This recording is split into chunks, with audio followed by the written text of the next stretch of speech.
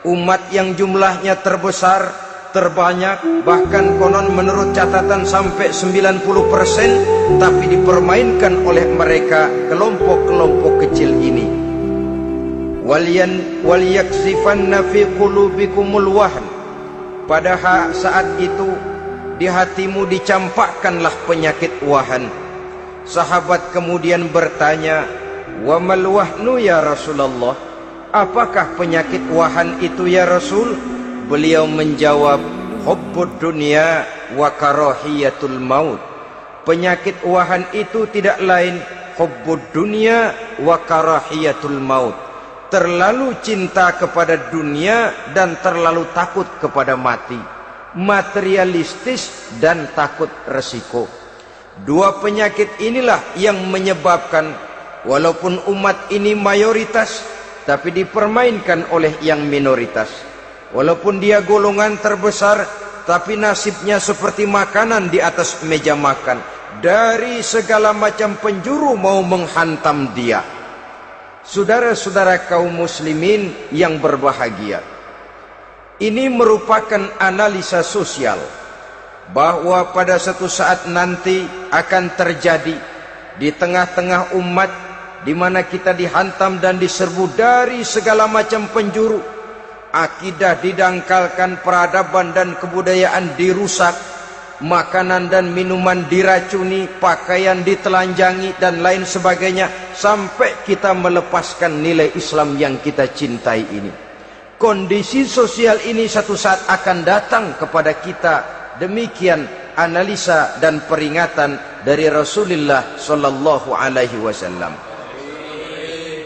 Marilah sekarang kita melihat, adalah benar bahwa di zaman sekarang kita insya Allah tidak akan mengalami perang Badar sehebat yang pernah dialami oleh Rasul dan para sahabatnya. Tetapi sesungguhnya perang yang kita hadapi di zaman sekarang ini tidak kalah hebatnya dengan perang Badar, tidak kurang dahsyatnya dengan perang Uhud, tidak kurang ngerinya dari perang Khandaq. Hanya saja yang kita hadapi sekarang ini bukan ujung pedang, bukan ujung tombak, bukan ujung panah. Yang kita hadapi sekarang ini adalah perang akidah, perang ideologi, perang mempertahankan keyakinan. Yang kalau kita kalah sekarang, kita memang masih beragama, tetapi anak kita, cucu kita, generasi yang akan hidup 5, 10, 20, 30 tahun yang akan datang, wallahu a'lam bissawab.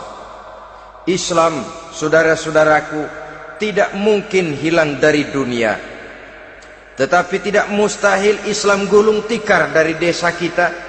Tidak mustahil Islam gulung tikar dari kampung dan kota kita, jikalau kita tidak menjaganya, jikalau kita tidak memeliharanya, bahkan jikalau kita tidak mewariskannya kepada anak-anak kita, generasi yang akan datang. Marilah kita mengingat sejenak bagaimana Islam di Spanyol yang pernah jaya, pernah mewarnai daratan Eropa, dan yang sekarang hanya sekedar tinggal ceritanya saja. Ini pernah diperingatkan oleh Rasul dalam satu hadis, sayati ala ummati zamanun la yabqal Islam illa ismun wala minal Quran illa rasmun. Akan datang satu masa di tengah umatku di mana pada masa itu Islam ada tapi hanya tinggal sekedar namanya saja, dan Quran pun ada tapi cuma sekedar tinggal tulisannya saja. Apabila kita tidak mewariskan ini kepada generasi yang akan datang, maka serbuan-serbuan dari berbagai macam penjuru dari hari ke hari semakin kita rasakan kehebatannya. Tidak mustahil sejarah Spanyol akan terjadi di desa kita, akan terjadi di kampung kita, akan terjadi di kota kita. Orang Spanyol kalau mereka cerita kepada anaknya, mereka akan cerita, "Nak, di sini dulu ada masjid." Kapan, Pak? Dulu bener dah. Banyak orang Islam kalau hari Jumat pada sembahyang, kapan itu, Pak? Dulu sekali. Sekarang cuma sekedar tinggal ceritanya saja. Bukankah sesuatu yang sangat tidak mustahil apabila kita tidak menjaga dan mewariskan Islam ini kepada generasi yang akan datang, maka serbuan-serbuan akan membawakan hasil yang diinginkan oleh para penyerbu itu tadi. Kita sudah menjadi umat yang mayoritas, tetapi umat yang mayoritas ini menurut Rasul dikepung sedemikian rupa, akidahnya didangkalkan, peradaban dan kebudayaannya ditekan sedemikian rupa, kehidupan sosialnya dibuat individualis, kemudian dari segi pergaulan, pakaian, makanan, minuman dan sebagainya diracuni, sampai dia tidak lagi berpegang teguh kepada agamanya. Dan dikala itu hilang kehebatan umat ini di mata musuh-musuhnya. Orang lain memandang kita ringan saja, enteng saja, satu umat yang sudah kehilangan wibawa. Padahal konon kabarnya kita mayoritas, tapi enak saja dikutak-kutik orang lain. Dan dikala itu di hati kita merajalela penyakit uahan. Penyakit uahan itu apa? Pertama, hubbud dunia, terlalu cinta kepada dunia. Terlalu cinta kepada dunia yang menyebabkan kita lupa akan tanggung jawab dan kewajiban, lupa meneruskan dan mewariskan Islam kepada generasi yang akan datang. Kita berlomba dan berlomba hanya untuk mengejar dunia dan seluruh isinya, baik dia bernama material, baik dia bernama seksual, baik dia bernama pangkat, jabatan dan kedudukan. Berlomba-lomba kita di dalamnya sampai tercampaklah penyakit hubbud dunia di dalam hati ini. Berurat dan berakar dunia itu, sulit dan berat kita berpisah daripadanya.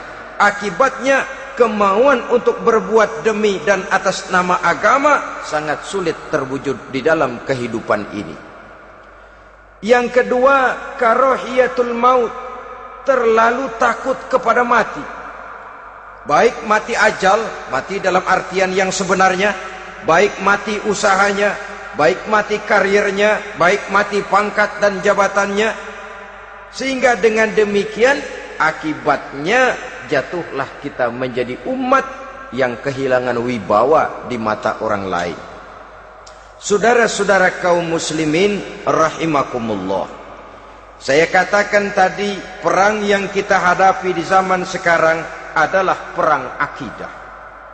Perang menghadapi peradaban dan kebudayaan yang menghancurkan moral daripada anak-anak kita. Perang menghadapi banjirnya maksiat dan munkarat, yang di tengah-tengah itu, di samping berkewajiban menjaga diri dan keluarga, kita pun juga berkewajiban menjaga anak-anak kita, generasi yang akan datang, mengarahkan dan mendidik mereka sesuai dengan yang dikehendaki oleh Allah Subhanahu wa ta'ala.